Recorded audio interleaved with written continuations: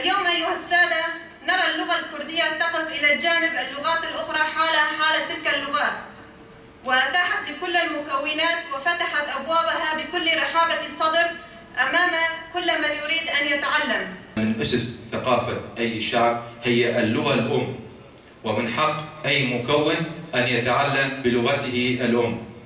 هذا ما نسعى نحن إليه، وانظروا ماذا يسعى إليه أعداؤنا. هم يسعون إلى التغيير الديمغرافي، نحن نسعى إلى تعزيز التنوع الديمغرافي في مناطقنا. تراب رجليك يا أماه عافيتي، وهمس صوتك يجلو كل آهاتي.